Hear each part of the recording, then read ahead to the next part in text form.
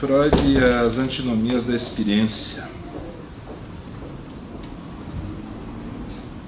Na verdade, eu mudei já o nome. No último domingo eu estava tomando café. E aí o surto maníaco ocorreu novamente. Corpo e psiquismo, sobre uma antinomia da experiência na obra de Freud. Vocês vão me perguntar, o que é uma antinomia, professor?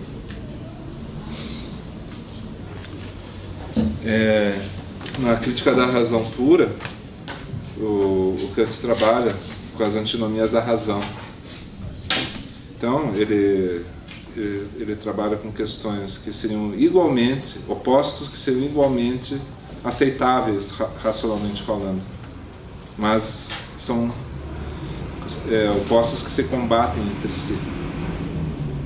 Tem um sentido aporético, tem um sentido de não ser possível admitir as duas verdades ao mesmo tempo. No entanto, você tem que admiti-las simultaneamente.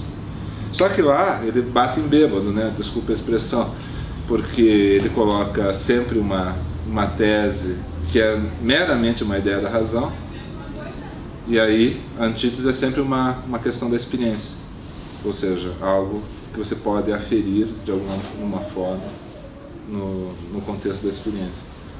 No caso do Schopenhauer, ele contesta esse tipo de aporia, assim, porque ele considera justamente que, como você está falando apenas de aquilo que o Freud chamaria de uma fantasia, né, não é verdadeiramente uma antinomia.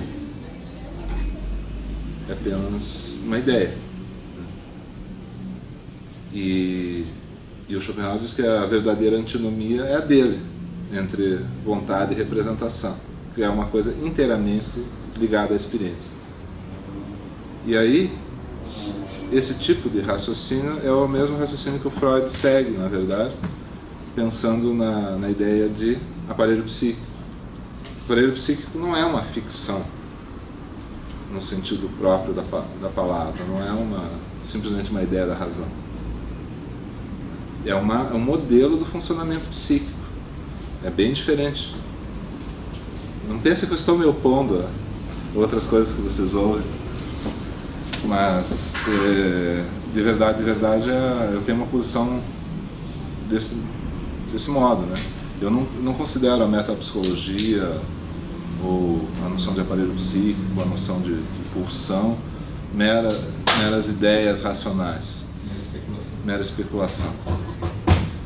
Ao meu ver, é uma tentativa, dentro do campo da experiência, de criar um modelo do funcionamento psíquico, que não é uma coisa que você possa literalmente aprender, mas que também não é uma coisa desconectada da experiência em nenhum momento. Não tem nada ali que seja simples, pura e simplesmente uma ficção científica. Não é Alien, o oitavo passageiro. No sentido de uma tradução daquilo que se escuta... Não só o que se escuta, mas aquilo que se observa como o funcionamento psíquico. Porque veja, como é que você vai falar de uma coisa, né, que não está diretamente... Você tem um cérebro, né? Você pode ter, do ponto de vista da neurociência, imagem do aquecimento de áreas do cérebro, maior ou menor, mas isso ainda não explica o funcionamento psíquico. Você precisa de uma teoria. Sempre vai precisar de uma teoria, ou psiquiátrica ou psicanalítica, ou alguma outra que surja, que tenha algum tipo de validade reconhecida. Mas em geral são essas duas, né? Então, por quê? Porque o Freud se dedicou a isso. E muitas das coisas que se observam fisicamente já foram descritas por ele em termos funcionais, né, da discussão do Aristóteles com Platão. O Platão via essa dualidade corpo e alma, né, que daí seria assim uma antinomia à maneira kantiana. Só que essa alma, ela não está nem um pouco demonstrada, né? Tanto é válido dizer que o mundo foi criado, como ele existe independente de qualquer coisa, né?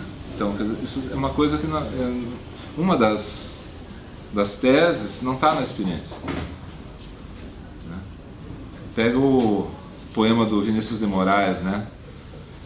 Que ele pede para você pedir a certidão passada no cartório do céu, assinado embaixo, Deus confirma reconhecido.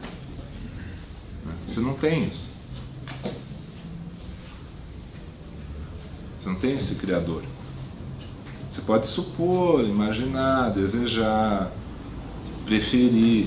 A explicação que o Freud dá para isso é que a gente transpõe a autoridade paterna, aquela figura imensa do pai gigantesco, para um ente, na verdade, totalmente abstrato. Sim, uma ideia da razão, mas que ela não se sustenta por si mesma. É uma continuidade da infância na vida cultural. Uma necessidade de proteção. Num modelo patriarcal, inclusive. Esse tipo de dificuldade o Freud efetivamente enfrenta. Esse modelo patriarcal e tal. Ele está muito dentro disso. Agora, isso não quer dizer que invalide a tese dentro de um modelo patriarcal. A gente tem situações, por exemplo, a Margaret Mead, antropóloga, ela vai em Samoa fazer pesquisas com nativos de uma ilha, a Papua Nova Guiné, onde existe um sistema matriarcal. Está vendo? A queixa, né? A queixa divina já chegou até mim. É um sinal. O paranoico já começa a se manifestar. O maníaco, o neurótico obsessivo, o paranoico, conforme a hora, todo mundo. Mas a questão básica nesse sentido, né, é que nesse modelo dessa ilha que ela observa, tudo funciona ao avesso da nossa cultura patriarcal. Os homens têm que fazer dancinhas para as mulheres e eles se preocupam muito com o corpo. Por quê? Porque eles têm que ficar bonitos para as mulheres, que são os verdadeiros motores da sociedade, que fazem as coisas. E elas estão muito tranquilas, elas não são histéricas, os homens são histéricos. Entende? O modelo cultural influencia muito na forma que as coisas se constituem. Então não é necessário esse modelo freudiano em todos os contextos, etc. etc. Mas, digo, no sentido patriarcal da palavra. Ele segue muito modelos antropológicos ligados ao evolucionismo cultural. Uma ideia assim de que tudo teria uma origem comum. Não é nem uma ideia darwiniana, é uma ideia darwinista, no sentido que já é uma coisa filtrada por pessoas que leram Darwin de um modo enviesado. Colocam palavras na boca do Darwin que ele nunca falou. Né? Então, o modelo do Freud tem muito a ver com isso. É Morgan, Fraser, esses caras que pensam uma origem comum para a humanidade. Né? Coisa que Darwin... Então, eu não sei, eu fico me perguntando se a filogênese pode ser considerada heurística somente por causa desses caras, porque me parece que não é só um modelo, né? Isso. Mas eles trabalham no nível de evidências. É isso aí que eu queria chegar. Estou vendo que você está acompanhando o meu raciocínio. O fato do modelo em si ser contestável relativamente não implica em que ele não possa ser transferido como modelo para outras formas, entendeu? Que não seja uma origem comum e funcionar de modos diferentes em contextos diferentes.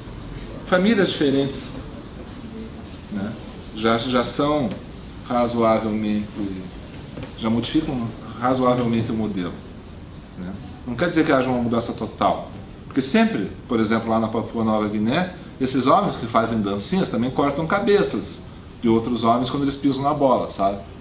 Então, vocês tomem cuidado quando forem para Papua Nova Guiné e não quiserem respeitar uma lei de trânsito nativa lá. Sei lá o que significa uma lei de trânsito lá. Né? Mas ainda existem certas características, vamos dizer assim, que tem um cunho mais universal, ligado à ideia de masculino e feminino, bem minimamente. Né? Coisa bem residual já. Mas o fato é que, se você tira de lado essa ideia de uma origem comum, mas pensa numa origem um pouco mais polimórfica, vamos dizer assim, também funciona, né? A única coisa que cai fora é a ideia de uma única origem, de um único modelo. Existem possibilidades, né? O tipo de neurose, como descrito por Freud, por exemplo, no texto da Neurose de Transferência, uma síntese, de acordo com aquele modelo, pode estar correto. Muda o modelo, você pode precisar de uma nova descrição, razoavelmente diferente, de acordo, teve era glacial ou não teve? Sabe? O que aconteceu então? O modelo freudiano ele não é tão duro assim a ponto de você considerar que tenha que ser como ele descreveu. Tanto que ele está o tempo inteiro, eu procurei mostrar para vocês, nem todo mundo acompanhou naturalmente, mas nos semestres anteriores, nas cartas, né, a preocupação dele com a ideia de fantasia científica. Calma, estamos indo longe demais.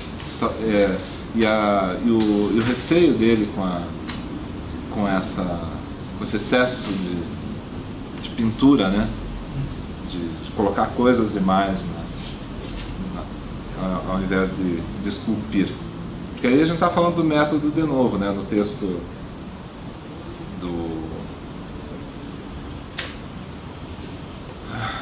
agora me fugiu o nome, mas como eu tenho ele bem à mão aqui, eu não preciso da minha memória.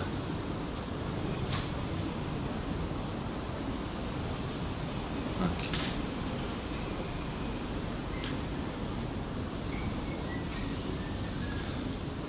Não.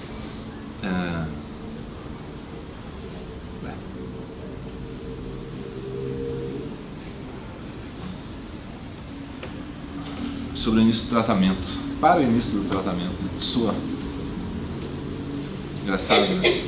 Essas variações, no sentido assim, algo que eu estou escrevendo em relação à noção de início do tratamento,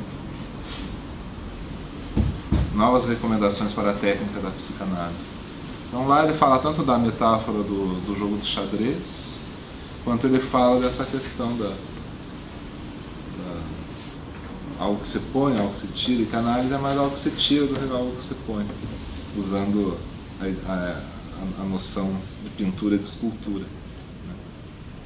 Mas a ideia da metapsicologia, ela está mais relacionada com a ideia da pintura, de alguma maneira, do que com a ideia da escultura. A clínica está mais ligada com a ideia da escultura. A ideia de você... O método da transferência é um método para você tentar extrair alguma coisa. E aí onde que vai a crítica?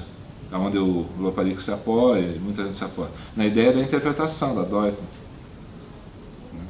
A interpretação por parte do psicanalista. A ideia do psicanalista como decifrador de enigmas. A interpretação dos sonhos. A ideia de que você pode obter digamos assim, algum tipo de universalidade a partir da clínica. Essa é uma ideia muito vertiginosa. Você pode partir de casos individuais e chegar a generalizações. E com isso ele sempre se defrontou como uma espécie de risco, que dava a ele mesmo uma sensação de vertigem, de problema, e que ele tentava, de certa maneira, conter nos outros também. No Jung, no Ferenczi, no Haller. Então, os chiliques que ele dava, assim, era muito com esse receio de que a coisa pudesse estar degringolando para um machismo, para uma verdade absoluta. Uma consideração. Mas ele próprio abre flanco para isso com a ideia de interpretação, né? Uma coisa que eu até escrevi aqui hoje cedo, às 5 horas da manhã, com medo de que eu não tinha nada para oferecer a vocês, porque o meu artigo parou. Eu escrevi uma coisa aqui.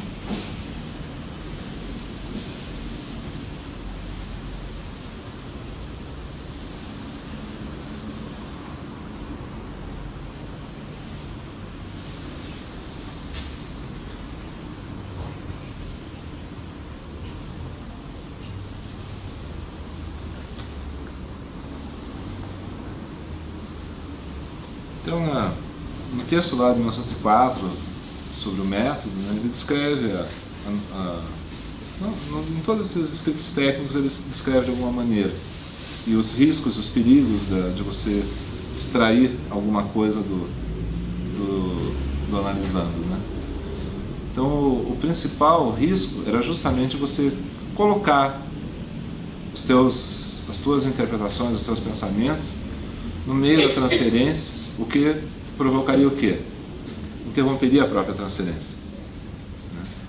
Então esse é o risco inerente. Mas o próprio fato de você fazer a interpretação também é um risco inerente. E a constatação de que a interpretação nem sempre funciona como se espera, às vezes as coisas operam por caminhos que estão lá do outro lado, né? O paciente é que sofre um efeito imaginário de algo que na verdade o psicanalista não fez, mas que o paciente acha que fez, dá na mesma. Acaba sendo um equivalente da própria interpretação. Então isso faz o Freud pensar muito. O Lacan pensa muito nesses termos, né? O final do seminário 1 do Lacan é muito em cima dessa questão. A velocidade da transferência, né,